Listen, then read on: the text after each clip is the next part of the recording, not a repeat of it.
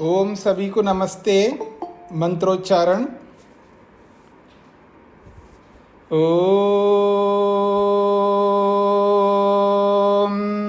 सहनाववतु सहनौ भुनक्तु सह वीर्यं करवावहै तेजस्विनावधीतमस्तु मा विद्विषावहै। ओम शांति शांति शांति।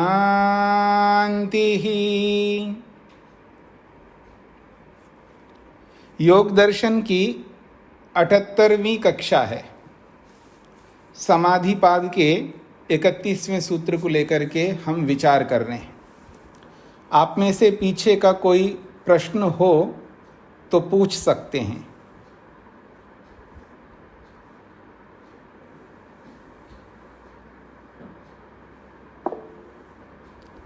हाँ जी, गायत्री जी बोलिएगा।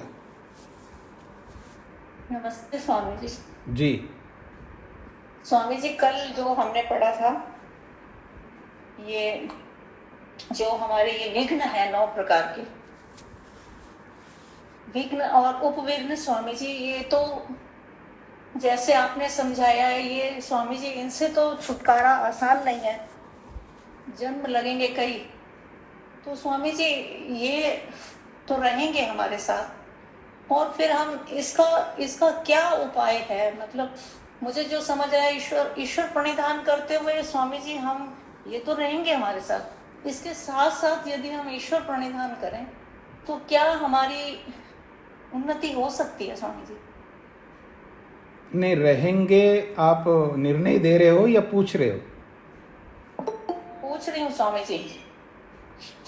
अच्छा, पूछ रहे हैं तो उसका उत्तर है, इसको हम हटा सकते हैं, क्योंकि हटाने वाली चीज़ों को ही हटाने के लिए बोला जाता है, ना हटने वाली पहले सुन लीजिएगा। आपने पूछ लिया, अब मेरा उत्तर सुन लीजिएगा ना।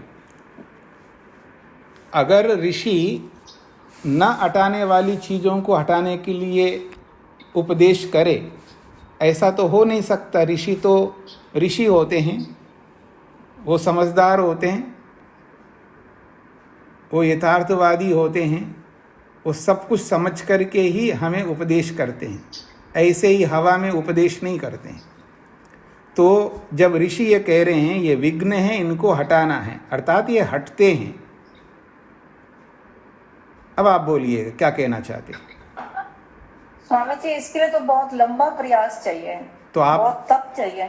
तो इसमें तो अभी एट प्रेजेंट तो मेरे को तो बड़ा इम्पॉसिबल सा लगता है, जैसे देख सुन के कि ऐसे ये चीजें, जैसे स्वामी जी जैसे ये धातु का वो है, व्याधि है धातु की जो, तो उसको तो स्वामी जी वो तो बाय नेचर मुझे बॉडी में जो मिली हुई है, बात पित्त कफ बढ़ना घटना, तो वो तो दोष हट ही नहीं सकता इस जन्म में, तो इस शरीर में तो। देखिए, आप बच्चों वाली बात नहीं कर सकते, आप बड़ों वाली बात करिएगा। जब हट नहीं सकती ऐसा आप बोलते हैं तो फिर ऋषि लोग गलत झूठ बोल रहे हैं, ये हटेंगे ये रोग। हाँ, मेरे प्रश्न का उत्तर दीजिएगा। जिसको आप हट नहीं सकता जो बोल रहे हो, तो ऋषि लोग झूठ बोल रहे हैं या आप झूठ बोल रहे हैं? मैं गलत हो सकती हूँ स्वामी जी, ऋषि कैसे गलत हो सकते हैं? जब ऋषि गलत नहीं हो सकते तो इस बात को क्यों पकड़ करके आप बैठते हो कि ये तो हट ही नहीं सकते जी, ये तो बहुत मुश्किल है जी। तो आपको आसान वाला काम बताऊं मैं जी, जिसमें मेहनत ना करें। जी बोल रहे हो आप, मतलब बताने के लिए कह रहे हो आप मेरे से। तो स्वामी जी इसीलिए प्रश्न किया है ना कि कोई और उपाय, मतलब बाधाएं हट, मतलब इसके अलावा उपाय बताऊं मैं? जी मतलब यह है कि ऋषि से हट करके मैं अलग उपाय बताऊं जो ऋषि लोग नहीं बता पाए, ऐसा कहना चाहते हैं? तो समझने का प्रयत्न करिएगा। इसमें ये हटने वाली चीज़ें इसलिए हटाने के लिए कहा जा रहा है। अब ये अलग बात है आपके अंदर सामर्थ्य है या नहीं है, वो एक अलग विषय।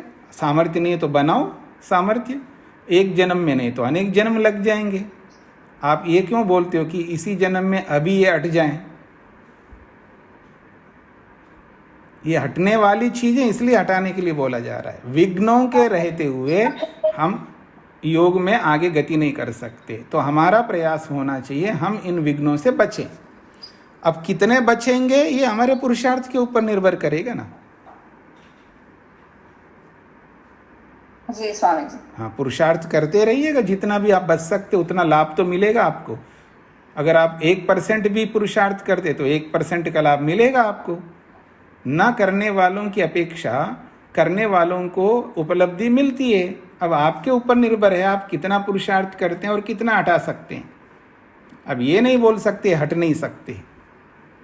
अगर हट नहीं सकते तो ऋषि गलत उपदेश क्यों करेंगे?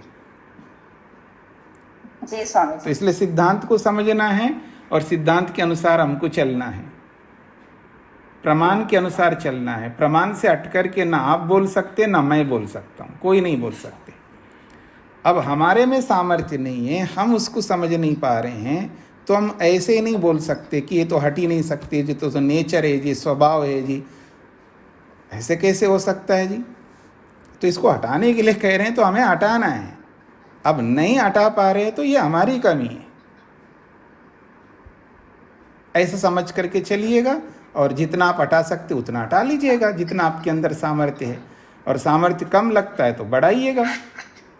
जब आदमी पैसे कमाने में चलता है तो उसको बढ़ाता है, पैसे को उतना ही नहीं रखता है, हर साल उतना ही नहीं कमाता है, बढ़ाता रहता है। हर चीज़ को बढ़ाता है व्यक्ति, हर विषय में बढ़ता है, हर विषय में उन्नति को प्राप्त होता है। तो हमें अपने विचारों को देखना है कि जब हर विषय में हम आगे उन्नति करते हैं तो इस विषय में भी उन्नति करेंगे। ये हमारे पुरुषार्थ के ऊपर निर्भर करेगा। ठीक है, चेतन जी को क्या कहना है?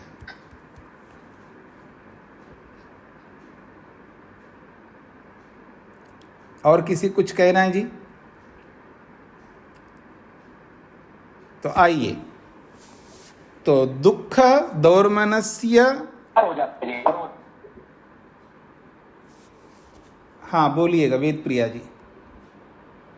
स्वामी जी, इस कक्षा से अलग प्रश्न कर सकते हैं? बोलिए। स्वामी जी, जो कर्माशय के रूप में जाति, आयु और भोग के लिए बोला जाता है, तो भोग के बारे में पीछे कक्षा में आया था, भोग अनुभूति स्वरूप है। तो जो प्रमेय में फल के बारे में बात हुई थी, सुख और सुख के साधन और दुख के साधन वो फल के रूप में मिलते हैं, क्या उसी को भोग मानेंगे या भोग क्या मानेंगे जो जाति आयु भोग के? नहीं, अगर वहां आया है तो उसको मानिएगा। शास्त्र कह रहा है तो उसको हमें मानना ही होगा ना। हाँ। ऐसा होता है कई बार साधन को भी साध्य बनाया जाता है, वो अपेक्षा से होता है। साधनों को भी भोग इसलिए कहा जाता है क्योंकि हमें गाड़ी चाहिए, तो गाड़ी साधन है जाने आने का। तो जहाँ गंतव्य स्थान में जाएंगे वहाँ भोगेंगे जो भी भोगना है, लेकिन वहाँ भोगने के लिए जब हमको जाना है तो साधन को भी भोग बोल दिया है। लेकिन मुख्य अर्थ में साधन भोग नहीं होता है, साध्य ही भोग होता है जिसको हमको भोगना है। पैसा भोग नहीं है, पैसे से जो मिलता है ना वो भोग है। लेकिन मोटी भाषा में पैसे को भी भोग कह दिया जाता है, ऐसा सबके साथ लगाइएगा। ठीक है जी। तो स्वामी जी, जो हमें कर्माशय के फलस्वरूप अगले जन्म में जो धन मिलेगा या जो भी जैसा भी फल मिलेगा, तो वो उसको भोग तो स्पष्ट नहीं हुआ मेरे को, अनुभूति स्वरूप है, तो वो साधन कैसे मिलेंगे हमें? देखिए, पहले सिद्धांत को समझ लीजिएगा। भोग अनुभूति स्वरूप होता है, ठीक है ना। तो क्या भोगते हैं हम लोग? रूप, रस, गंध, स्पर्श, जो भी विषय है उनको हम भोगते हैं। तो अनुभूति तो होता है ना। भोगो बुद्धि कहा है वहाँ पर। भोग का अर्थ है बुद्धि, और बुद्धि जो है वो अनुभूति स्वरूप होता है। ये मुख्य अर्थ है। गौण अर्थ में मैंने जो बोला है उसको आप नहीं पकड़ पा रहे हैं। वो गौण रूप से उसको भोग कहा है, मुख्य रूप में तो जो अनुभूति है वही भोग होता है। गौण रूप में धन को भी भोग कहा गया है, तो वो धन तो अनुभूति स्वरूप नहीं होता है, लेकिन उसको क्योंकि वो साधन है भोग का, इसलिए उसको भी भोग बोल दिया है। गौण रूप में उसको भोग कहा जाता है, मुख्य रूप में धन से भोग होता है, शरीर से भोग होता है, लेकिन शरीर को भी भोग कहा है। इंद्रियों से भोग होता है, लेकिन इंद्रियों को भी भोग कहा है। ये गौण अर्थ है। गौण और मुख्य को समझ लेंगे तो आपको स्पष्ट हो जाएगा। जी ठीक है स्वामी जी। हाँ जी, चेतन जी को क्या पूछना है? स्वामी जी, कई बार कोई साथी भी क्रोध में आपके से बाहर हो जाता है जी कारण, तो ऐसी स्थिति में क्रोध सा आ जाता है, तो क्या ऐसा करें भाई कि वो ना आए? तो अब आप बताइए, आप बहुत सारे उपायों को सुना है यहाँ पर अब तक, आप बताओ कि क्या करना चाहिए। हाँ हाँ हाँ जी। अब स्वाध्याय किस लिए कर रहे हैं? तत्काल कोई ऐसी स्थिति से नहीं बनती जी। नहीं बनती है या नहीं बनाते हैं आप? अपने आप तो बनती नहीं, आपको बनाना होगा। हाँ सर, तो बनाइए, मेहनत करिए, उसमें पुरुषार्थ करिएगा। ठीक बात है। जब कोई ऐसी परिस्थिति आती है तो पहले से तैयारी करो। आप धन्यवाद जी। पहले से तैयारी करो कि ये गुस्से का प्रसंग आ रहा है, मेरे गुस्सा नहीं होना है। तो तैयारी करता है व्यक्ति, मेहनत करता है, पुरुषार्थ से ये सब सिद्ध होते हैं। बिना पुरुषार्थ के अपने आप, ये माँ बाप नहीं है अपने आप सब दे दें वो, ये तो इसके लिए हमें मेहनत खुद को करना होगा। जब परिस्थितियाँ अलग अलग बनती है तो हम तैयारियां करते नहीं करते हैं, जाने की तैयारी करते हैं, आने की तैयारी करते हैं, खाने की तैयारी करते हैं, हर चीज़ में तैयारी करते हैं। तो यहाँ पर भी हमें तैयारी करनी होती है। वो तैयारी से हम बचते हैं, हम मेहनत नहीं करना चाहते हैं, हम बहुत आलस्य करते हैं, बहुत प्रमाद करते हैं। ये हमारी कमी है। जब हमको पता है कि सामने कोई प्रसंग आ रहा है, उसमें अलग अलग लोग अलग अलग कुछ बोलेंगे और मेरे अनुरूप नहीं बोलेंगे तो मेरे में गुस्सा आ सकता है, तो उसके लिए मैं क्या तैयारी करके वहाँ रहूँ? ये तैयारी करो ना, करना चाहिए व्यक्ति को। जी सोमनाथ जी बोलिए। स्वामी जी, वो वाली स्थिति जैसे मान लो कोई भूकंप आ गया एकदम, तो उस तरह की स्थिति बन जाती है, कुछ होता नहीं प्रसंग, तो तब क्या करें जी? ये तो बड़ी बात है भूकंप की। भूकंप से पहले बहुत कुछ करना है, उसके लिए कर लो। तो जब उसके लिए आप कर लोगे तो भूकंप के बारे में भी आप कुछ कर पाएंगे बाद में। पहले छोटी चीज कर लो, बड़ी चीज के लिए क्यों परेशान होना है भाई? भूकंप आएगा तो मैं क्या करूं? जैसे देखो पुरुषार्थ की बात मैं वो कह रहा था आचार्य जी, स्वामी जी बोलिए। मैं स्वामी को ये कह रहा था जी, वो एकदम कीमत से बाहर हो गया, तो फिर उस समय मतलब है कुछ सोचता ऐसा नहीं है जी। और सूझने वाले को सूझता है, फिर वो कैसे सूझता है उनको? जिनको सूझता है, जो निर्णय लेते हैं, आपकी बात, तो वो उनको कैसे सूझ रहा है? तो वो मेहनत करते हैं, उनको सूझता है, और जो मेहनत नहीं करते उनको नहीं सूझता है। तो हमें क्या करना है? हमें मेहनत करना है। मैं बहुत कम, अब पहले अपने आप को ये समझना होगा, हर व्यक्ति को, ये केवल चेतन के लिए नहीं बोल रहा हूँ, ये सबके लिए, मेरे सहित सबके लिए है, कि हम बहुत कमज़ोर हैं, हम इतने दीनहीन गरीब हैं, इसकी कोई सीमा भी नहीं है, इतने गरीब हैं हम लोग। तो हमें बहुत मेहनत करना होगा, और जो जितना मेहनत करेगा उतना आगे बढ़ेगा। तो पहले व्यक्ति को ये स्वीकार करना है, मैं सामर्थ्यहीन हूँ, मेरे में शक्ति कम है, सामर्थ्य कम है, ज्ञान कम है, बल कम है, हर विषय में मेरे में कमी बहुत अधिक है। दुनिया में सबसे ज़्यादा कमज़ोर मैं हूँ, ये हर व्यक्ति को स्वीकार करना होगा जो इस मार्ग में चलना चाहता है। वही व्यक्ति मेहनत करेगा। और मैं पहले से, मैं तो आई नो एवरीथिंग, मेरे को सब पता है जी, मैं देख लूँगा जी जब होगा, अब क्या सोचना है। अगर यदि हम अहंकार में रहेंगे तो कुछ नहीं कर पाएंगे। वास्तव में हम बहुत कमज़ोर हैं इस मार्ग में। इसलिए अपनी न्यूनता को सामने रखना है और अपनी न्यूनता को हटा करके आगे बढ़ना है, तो उसके लिए पुरुषार्थ करना है। तो जितना अधिक हम पुरुषार्थ करेंगे उतनी कम हानि हमारी होगी और उतना अधिक आगे बढ़ेंगे। ठीक है, सोमनाथ जी बोलिए। तो कल जो प्रश्न में आध्यात्मिक दुख के बारे में बोला था कि कारण को हटाना है, कार्य को नहीं, उसका क्या उदाहरण है? उसका क्या उदाहरण है? एक तो उदाहरण का हिसाब से तो कारण को हटाना है। आप बताइए। आप सारी बातें मैं ही बताऊंगा तो फिर आप क्या सोचेंगे? आपको भी तो बताना होगा ना कि ऐसा क्या है जिसमें कार्य को ना हटा के कारण को हम हटा सकते हैं। आप कुछ बोलें, कुछ मेहनत करके देखिएगा कि क्या हो सकता है उदाहरण। ऐसा क्या हो सकता है?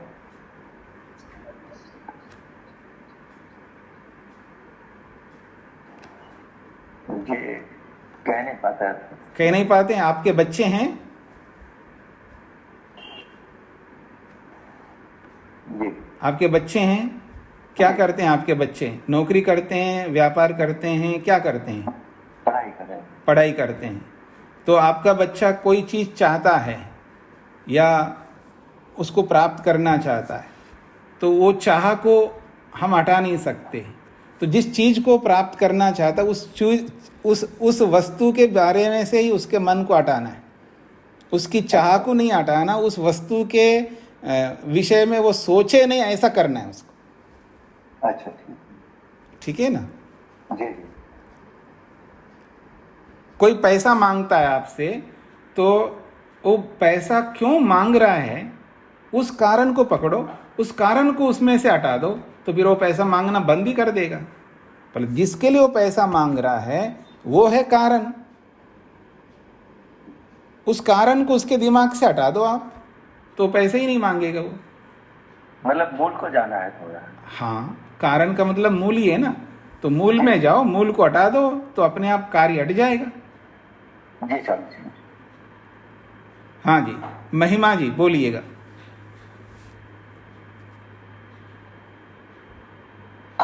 नमस्ते स्वामी जी। जी स्वामी जी, मुझे आलस्य के बारे में एक प्रश्न करना था। जी। आलस्य में स्वामी जी, जैसे लैक ऑफ इंटरेस्ट भी हो सकता है। जैसे किसी बच्चे का किसी फील्ड में ज्यादा इंटरेस्ट है और किसी में कम है, तो उसका क्लास में उसको ऐसी जगह एडमिशन करा दिया जिसमें उसका इंटरेस्ट नहीं है, तो वो आलस्य करता है उस सब्जेक्ट को पढ़ने में, तो वो आलस्य की कैटेगरी में आएगा?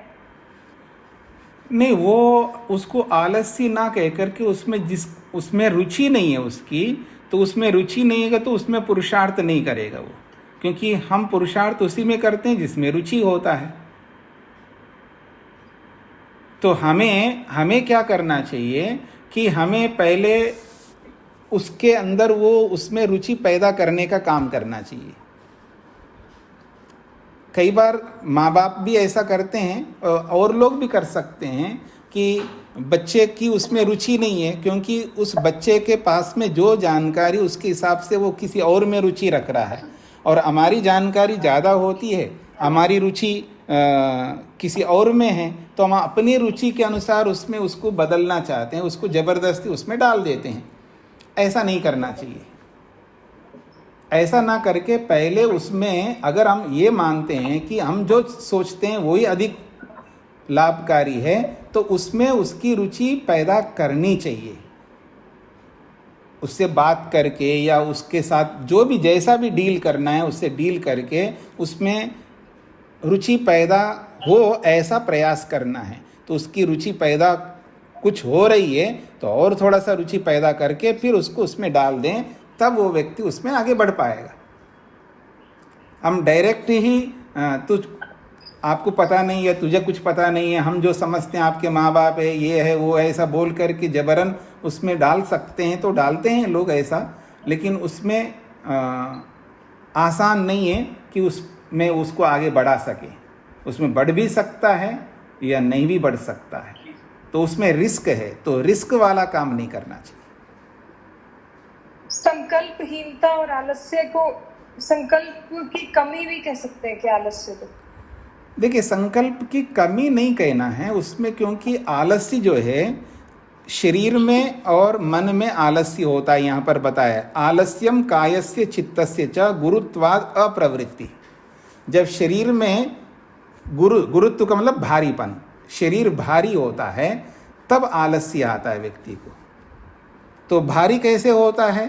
बहुत सारे कारण होते हैं शरीर के भारी होने के। थकने के कारण से भी हो सकता है, या ज़्यादा खाने से भी हो सकता है, और भी बहुत सारे कारण होते हैं शरीर के भारी होने के। तो शरीर जब भारी हो जाता है तब यह आलस्य आ घेरता है। वो आलस्य पुरुषार्थ के प्रति होता है, पुरुषार्थ न करने की स्थिति होती है, क्योंकि शरीर के भारीपन के कारण से छोड़ो ना, अब कौन उठेगा। जैसे बहुत ज़्यादा खा लेता है व्यक्ति तो उसको आलस्य आ जाता है, शरीर भारी हो जाता है, तमोगुण बढ़ जाता है, तो वो अपना प्लेट भी उठाने की स्थिति में नहीं रहता है। तो वो जो आलस्य आ रहा है वो शरीर में भारीपन के कारण से। ऐसे मन में भी भारीपन आता है, किसी विचार के कारण, कोई ना समझने के कारण, ऐसे बहुत सारे कारण होते हैं मन के भारी होने के कारण। तो जब मन भारी होता है तब भी आलस्य होता है। जैसे बहुत सारे विषय होते हैं जो आध्यात्मिक विषय भी होते हैं, आदमी को समझ में नहीं आ रहा है तो उसका मन नहीं लग रहा होता है। मन ना लगने के कारण से मन भारी सा हो जाता है उसको, फिर छोड़ो ना, क्या कुछ समझ में तो आ नहीं रहा है, तो इसलिए वो आलस्य कर देता है, उसको समझने के लिए मेहनत नहीं करता, पुरुषार्थ नहीं करता, मन को भारी कर लेता है। तो मन भारी होने पर भी वो व्यक्ति उन कार्यों में प्रवृत्त नहीं होता है।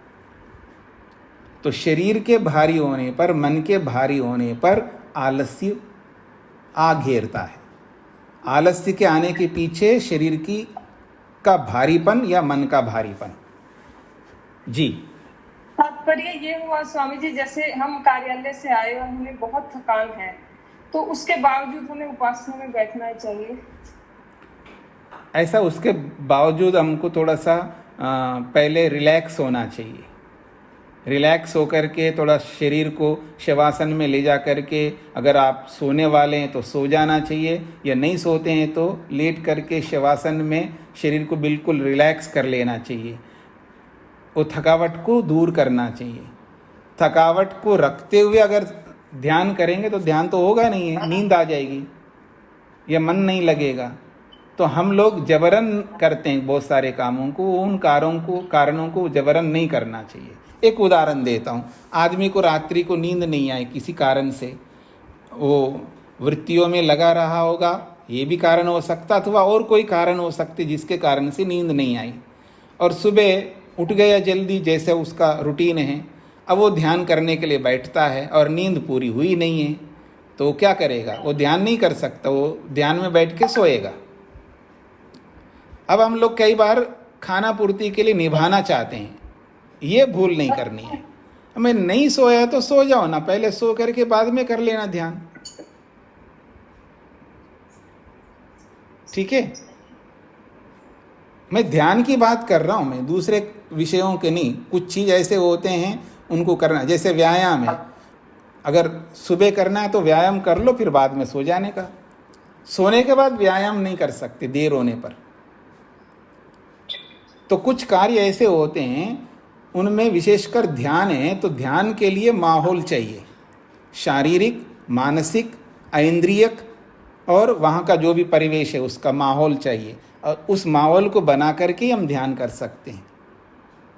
अगर नहीं बनाया तो ध्यान नहीं हो पाएगा। जी ठीक, धन्यवाद। धन्यवाद। हाँ जी, रूप जी को क्या कहना है? स्वामी जी प्रणाम। स्वामी जी, जो विघ्न बताए गए थे, अभी आपने कल बताए थे, तो उसमें जो अंतिम विघ्न थे, अलग भूमि तत्व और अनवस्थी तत्व, तो स्वामी जी वो तो समझ में आ गए थे, तो उनको हटाएं कैसे? जैसे अनवस्थी तत्व विघ्न आ गया है तो उसको हटाने के क्या उपाय हो?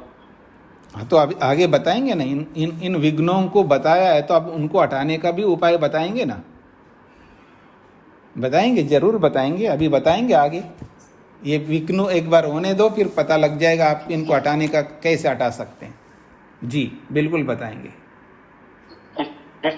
हाँ जी, धन्यवाद स्वामी। शकुंतला जी। स्वामी जी प्रणाम जी इन जो और 9 के अतिरिक्त जो और बताए गए 4-5 ये दुख दौर्मनस्य आदि, इसमें एक अंग में जयत्व है, उसमें ये लिखा हुआ है कि जो अंग में जयत्व लाता है। अभी इसको नहीं पढ़ाया मैंने। जी धन्यवाद जी अभी इसको पढ़ाऊंगा ना आगे, अभी वही चलेगा। जी तो आइए अपने अपने हाथ हटा लीजिएगा। दुख दोर्मनस्य अंगमेजयत्व श्वास प्रश्वासा विक्षेप सहभुव। विक्षेप सहभुव, ये जो 30वें सूत्र में 9 विक्षेप बताए, उन विक्षेपों के सहभुव साथ रहने वाले, विक्षेपों के 9 विघ्नों के साथ रहने वाले ये 4 हैं। कौन? दुख, दोर्मनस्य, अंगमेजयत्व और श्वास प्रश्वास, ये 4 हैं, उनके साथ रहने वाले। और इन चारों में दुख को लेकर के हमने और दोर्मनस्य को लेकर के बात कल हमने की। अब तीसरा है अंगमेजयत्व। तो कह रहे हैं यहाँ पर अंगमेजयत्व को समझाते हुए वेद व्यास जी कह रहे हैं, यद अंगानी एजयति कंपयति तद अंगमेजयत्वम।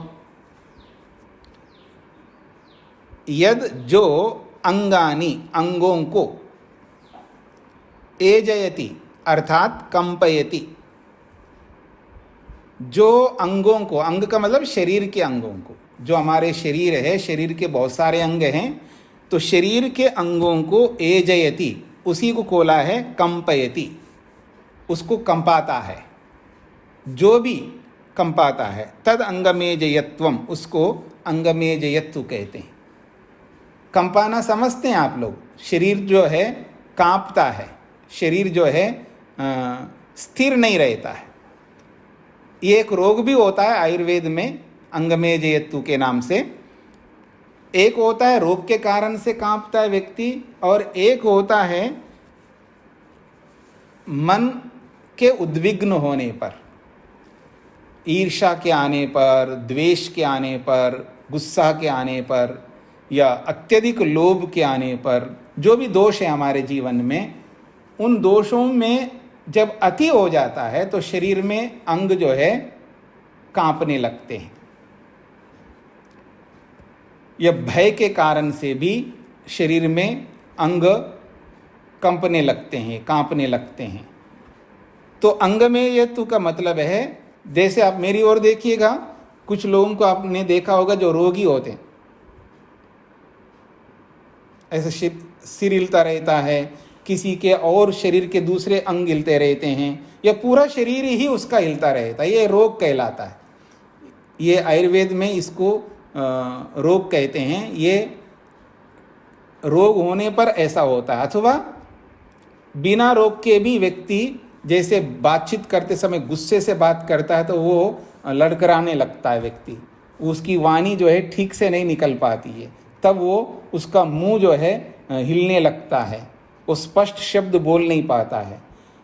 या बहुत अधिक बीपी बढ़ने के कारण से भी शरीर में वो कंपन हो जाता है, बहुत धक्का लगने पर भी होता है। ऐसे बहुत सारे कारण आते हैं जो असहज कारण होते हैं। वो असहज कारणों के आने पर शरीर में अंगों में कंपन होता है, हिलने लगते अंग, इसी को अंगमेजयत्व कहते हैं। और ये योग में इसलिए बाधक है क्योंकि योग में 8 अंग हैं, और उन 8 अंगों में एक अंग है आसन। और आसन कैसा होना चाहिए आगे बताऊंगा मैं आपके सामने।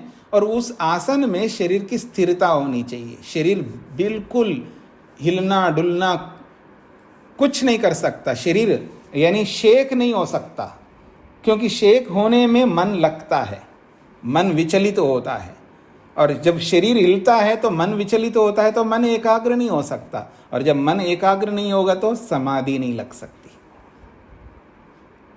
तो इसलिए अंगमेजयत्व नहीं होना चाहिए, अर्थात शरीर में कंपन नहीं होना चाहिए। शरीर का हिलना योग में बाधक है।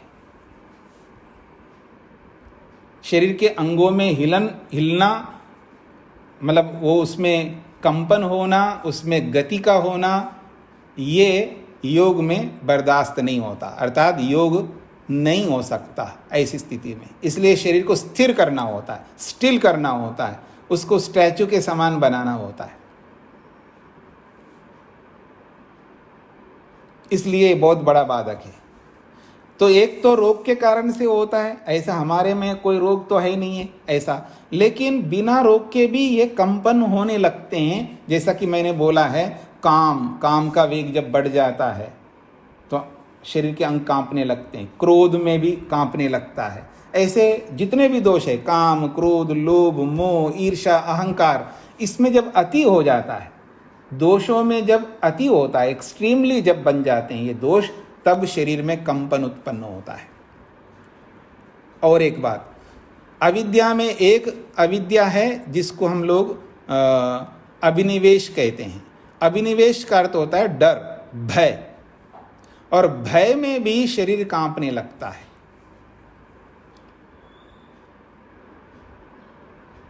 इसीलिए बोला जाता है डरो मत।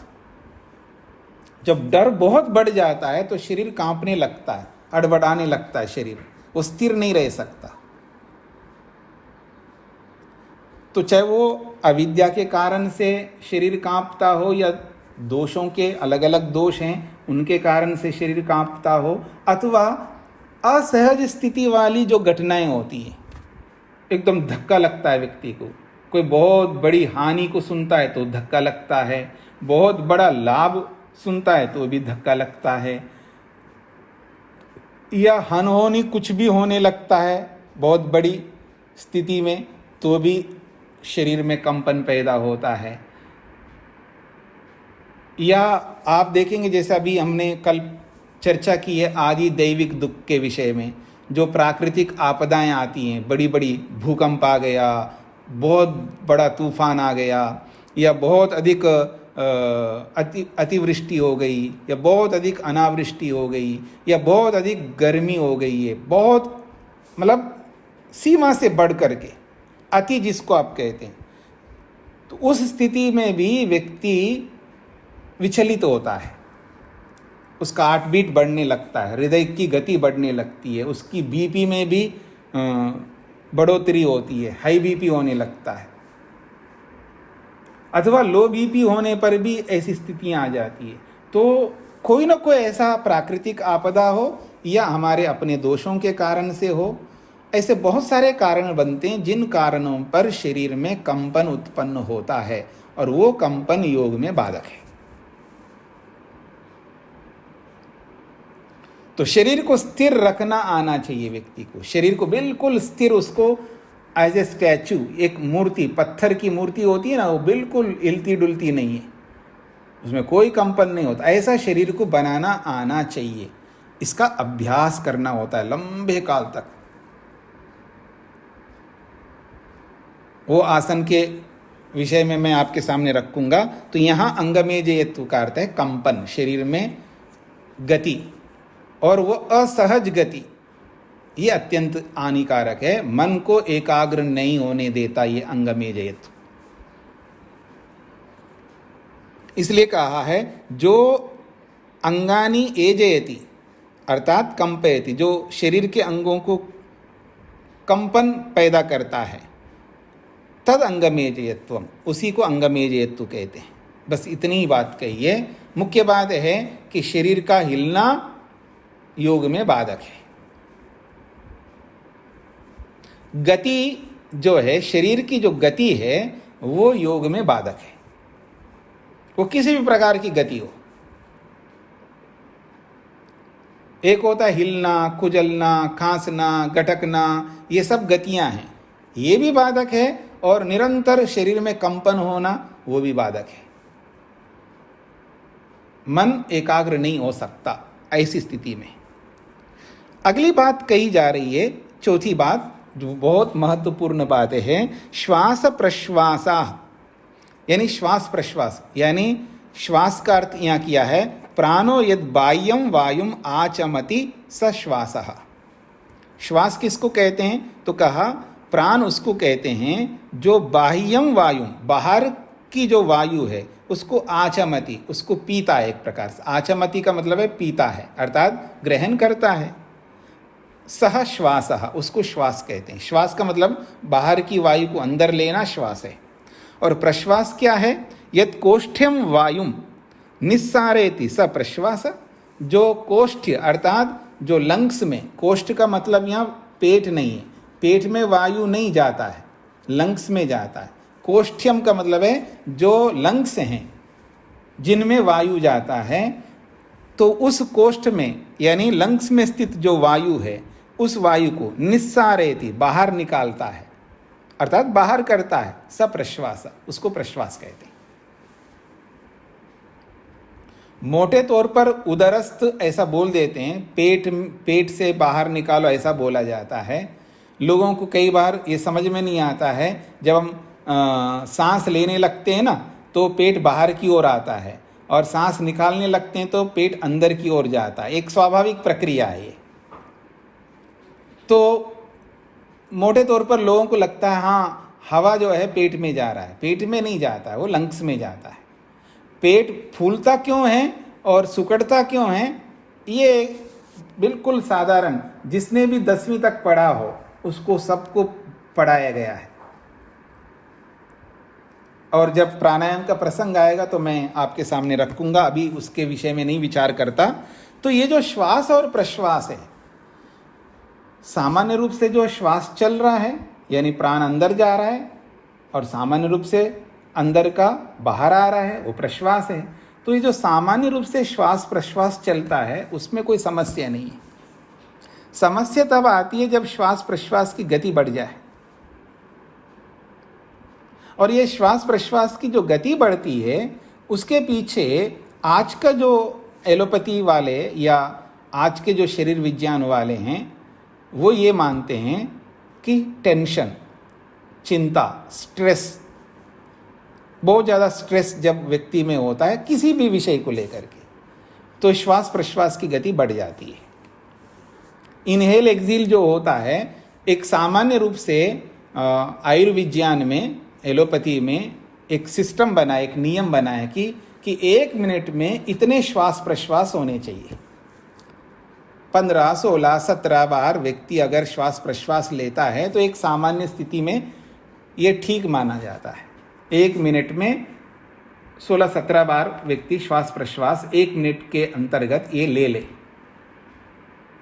लेकिन जब ये संख्या बढ़ती है तो समझ लेना यह हानिकारक है, और जितनी अधिक संख्या बढ़ती उतनी हानिकारक है।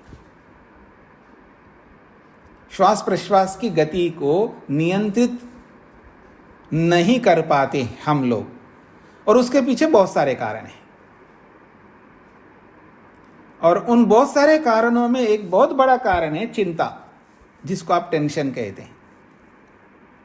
और वो टेंशन ना अलग अलग विषयों में होता है, और 2 प्रकार के टेंशन होते हैं। एक स्वाभाविक टेंशन होता है, वो सब में होता है, वो होना चाहिए, उसके बिना जीवन नहीं चल सकता। स्वाभाविक टेंशन का मतलब है अभी मेरे को खाना है, अभी मेरे को सोना है, अब मेरे को पढ़ना है, अब मेरे को ध्यान करना है, अब मेरे को उठना है, अब मेरे को सोना है। जो भी जो दैनंदिन कार्य, जो नित्य कर्मों में जो हमारे सामने रहता, अब इसके बाद ये करना, इसके बाद ये करना, तो ये जो टेंशन है ये तो होना चाहिए, ये तो सबके अंदर होता है, होना चाहिए। योगी वो, भोगी वो, चाहे कोई भी हो। लेकिन इसके अतिरिक्त जो हम लोग ऐड करते हैं, जोड़ते हैं, वो जो उसको चिंता बोला गया है।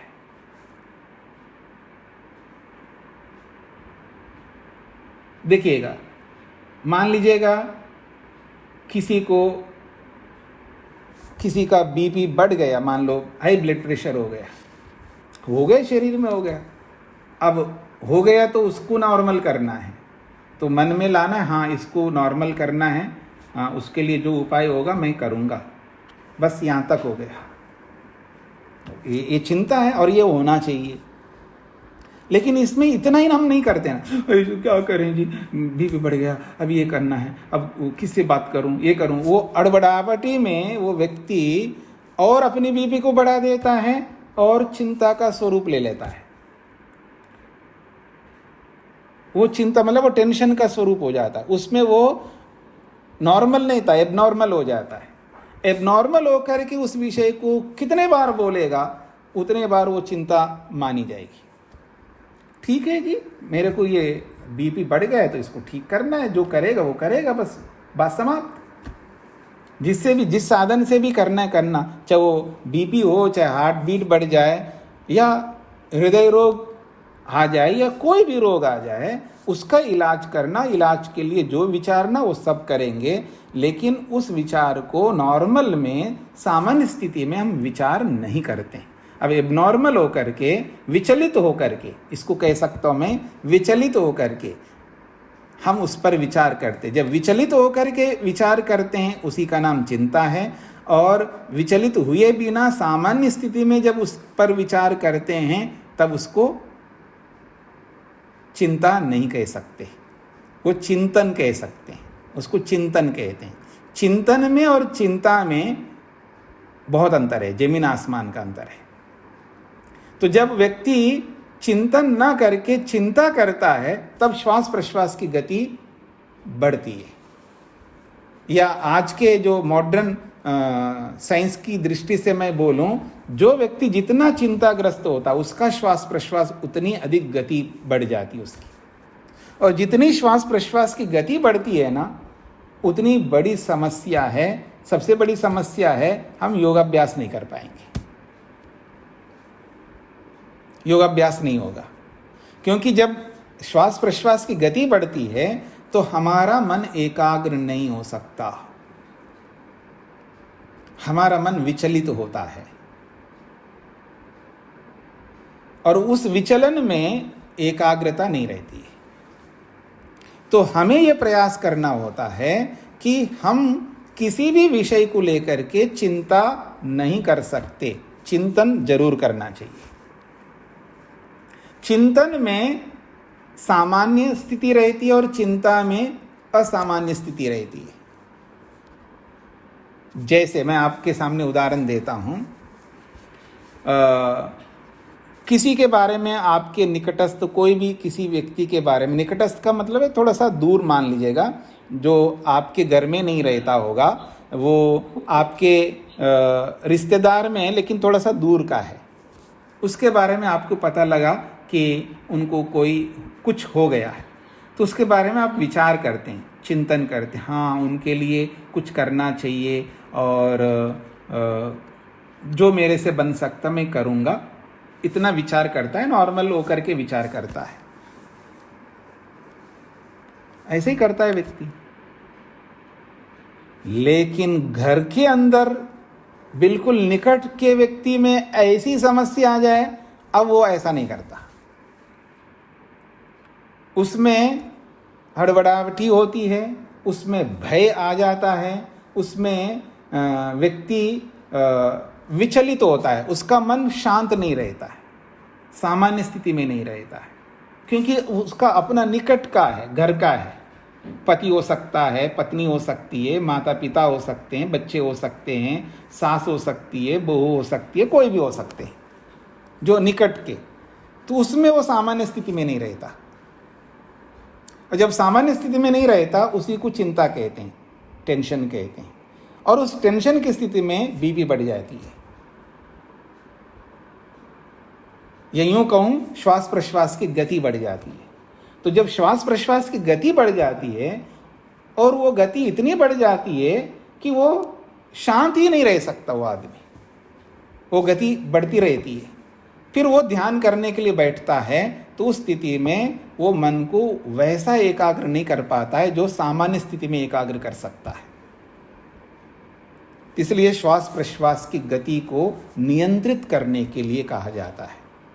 और एक बात जो मैंने बोला है ना, ये जो 15, 16, 17 बार जो श्वास प्रश्वास हम लेते हैं, अगर वो गति कम हो जाए मतलब 17 के स्थान पे 16, 15, 14, 13, 12, 11, 10 यानी कम होता जाए, तो उस गति को जितना कम करेंगे उतना ज़्यादा लाभकारी है योगाभ्यास में।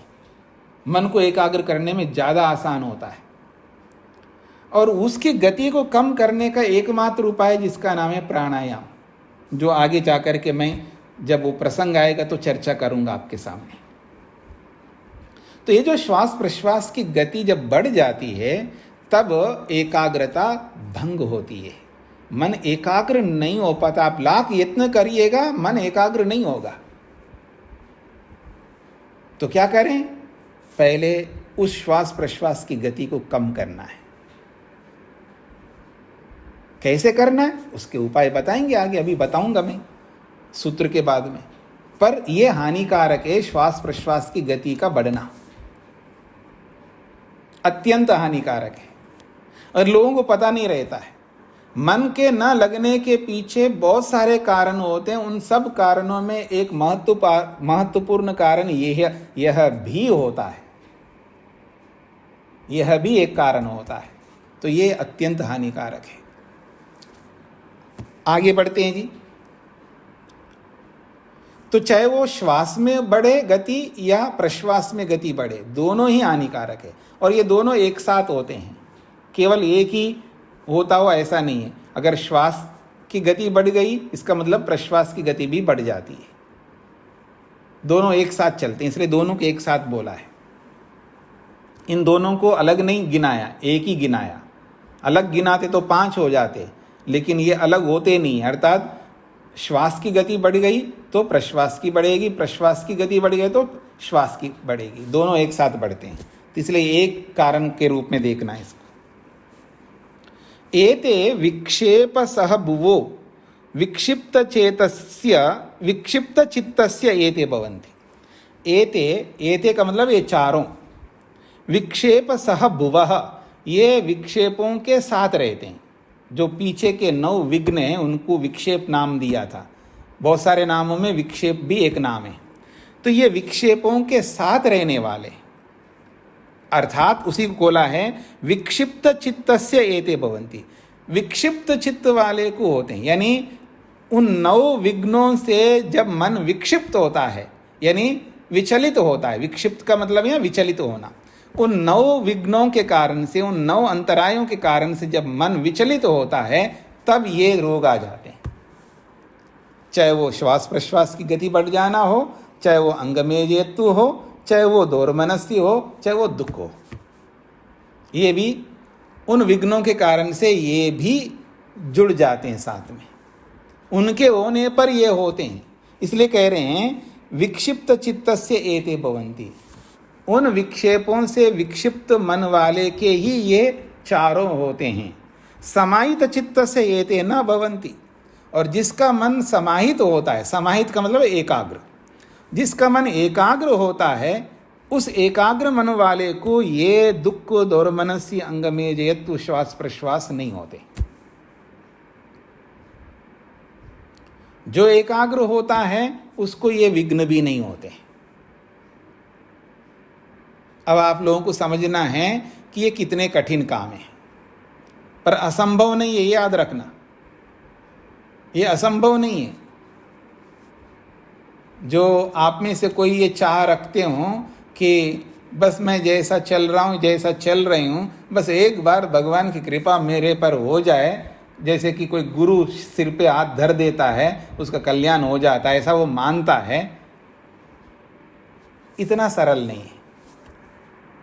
कितना ही बड़ा गुरु आपके सिर पर हाथ धरे तो उससे कुछ नहीं होने का है। उस हाथ धरने के पीछे हमारा विश्वास गुरु के प्रति बढ़ सकता है, ये तो हो सकता है। हमारी श्रद्धा गुरु में और बढ़ जाए, ये हो सकता है।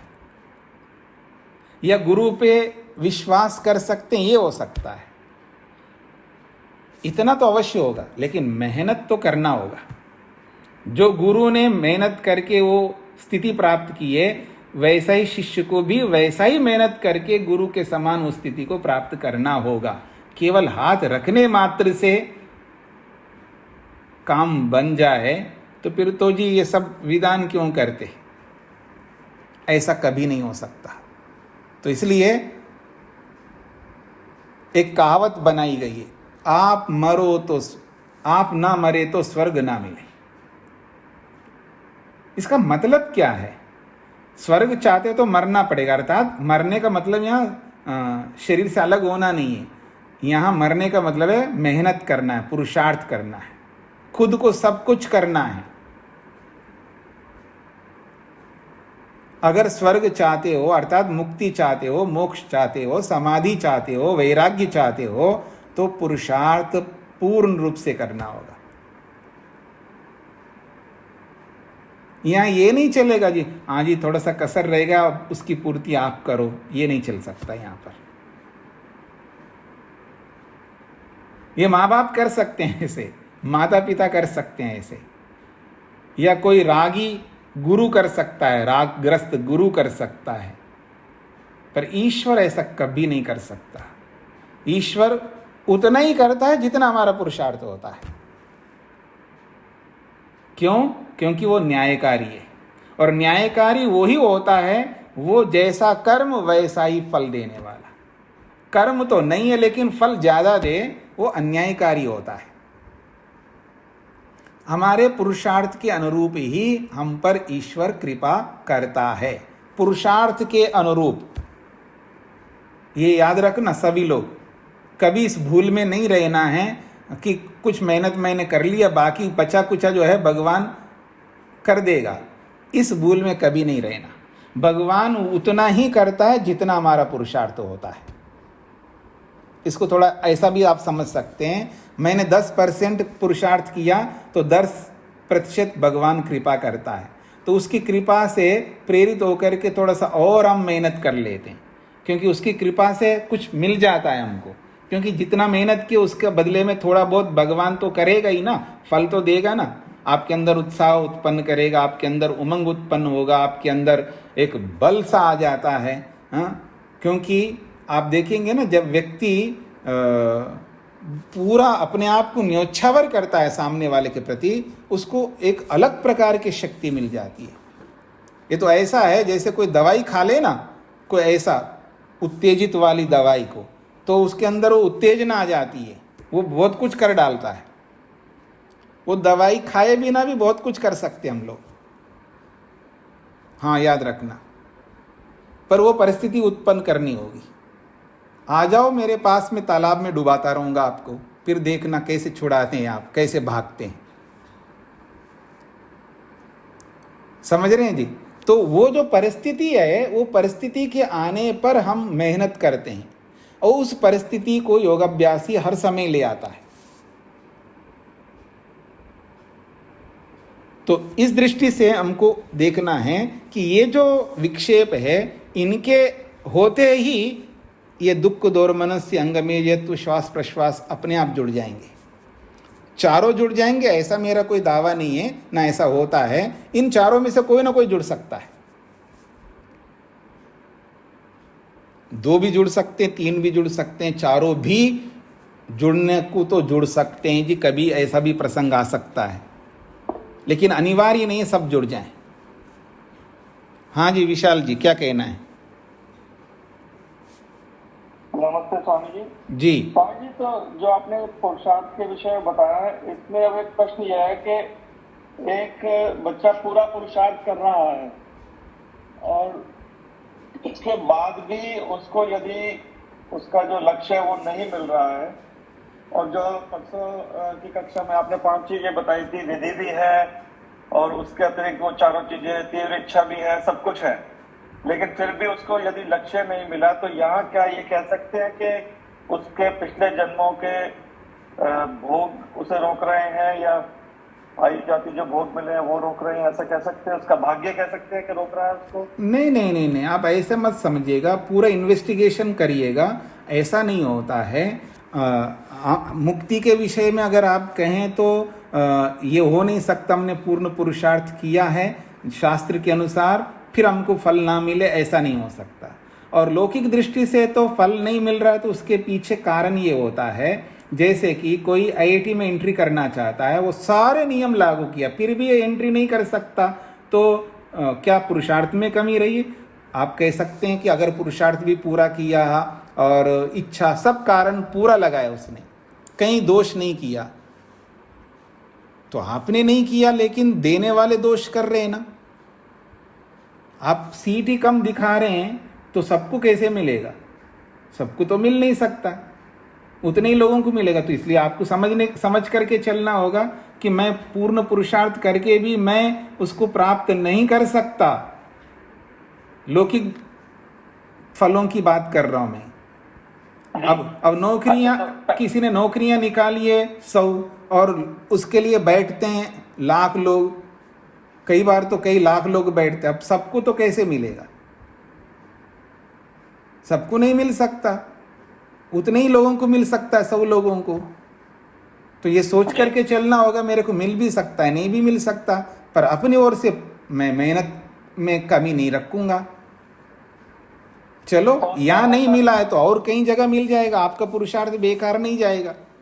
आपने कहीं यहाँ पुरुषार्थ किया है तो यहाँ नहीं मिला नौकरी, तो और जगह, कहीं और जगह आप बढ़ जाएंगे, आपका पुरुषार्थ जो है बेकार नहीं जाएगा। ये याद रखना, सभी को याद रखना है। अगर एक विषय में किया है पुरुषार्थ और उसका फल नहीं मिला, आपका पुरुषार्थ सही है, तो फल दूसरी जगह कहीं ना कहीं मिल जाएगा। जी जी स्वामी, तो वहाँ पे मुझे भाग्य को नहीं कोसना चाहिए, वहाँ पे ये मानना चाहिए कि ऐसा हो सकता है कि मुझे ना मिले मेरे पूर्ण पुरुषार्थ के बाद भी, तो वहाँ भाग्य को बीच में नहीं लाना चाहिए। वहाँ भाग्य को नहीं ला सकते। जब नौकरियां 100 है और लाख लोग उसके लिए मेहनत कर रहे हैं, तो सबको कैसे मिल सकता है?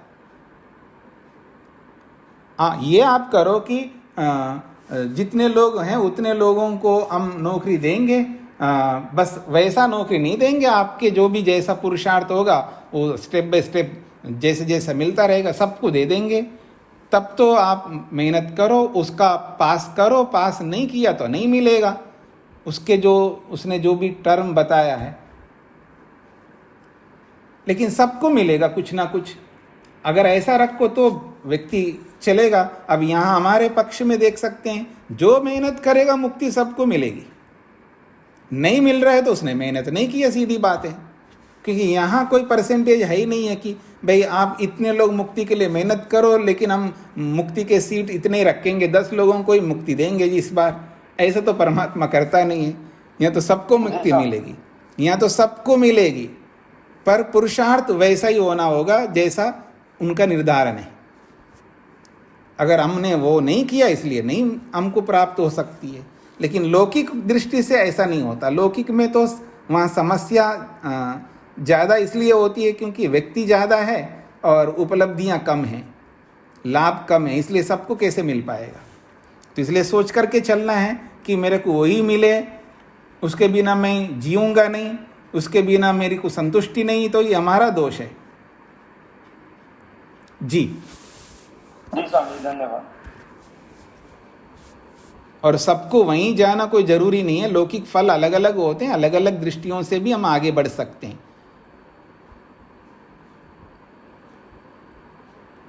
और किसी कुछ पूछना है जी? जी स्वामी जी। जी प्रणाम स्वामी जी। जी जो महिमा जी पूछ रहे थे कि बच्चों को पढ़ने में रुचि नहीं है स्वामी जी, उसको हम इस दृष्टि से देखें। अगर देखें कि उसको चाहे आलस्य में भी डाल सकते हैं, प्रमाद में भी, सत्यान में भी।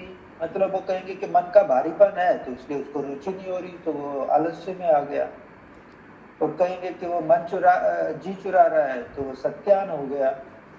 अगर हम कहेंगे कि वो लापरवाही बरत रहा है इसलिए उसकी रुचि नहीं हो रही तो वो प्रमाद हो गया। स्वामी जी, ये तीनों इसमें मतलब बड़ा कंफ्यूजन हो जाता है कि इस स्थिति को किसमें लेके आए। देखिए, वो तो देखना होता है ना। अगर शरीर के भारी होने के कारण से वो कर नहीं रहा है तो आलस्य के कारण से नहीं कर रहा है, वो तो पता लग जाता है। अगर न तो शरीर में भारीपन है और ना ही उसको उसमें अरुचि है, ऐसा कुछ है ही नहीं है, लेकिन वो जी चुरा रहा है, उस कार्य को करने में जी चुरा रहा है, तो पता लगता है कि ये बचना चाहता है व्यक्ति, तो जहाँ बचना चाह रहा है तो वहाँ पर तो समझ में आता है कि ये स्त्यान में जा रहा है, और जहाँ समझ रहा है सब कुछ कर रहा, समझ में आता है सब कुछ उसको पता है, फिर भी जानबूझ करके उस कार्य को नहीं कर रहा है, तो समझ में आता है ये प्रमाद में जाएगा। तो प्रमाद की स्थिति अलग होती है, स्त्यान की स्थिति अलग होती है, और आलस्य की स्थिति अलग होती है। परिभाषाओं को ध्यान में रख करके हम देखेंगे तो हमको आसानी से समझ में आ जाएगा कि ये व्यक्ति आलस्य कर रहा है या प्रमाद कर रहा है या स्त्यानम में जा रहा है, अकर्मण्यता में जा रहा है।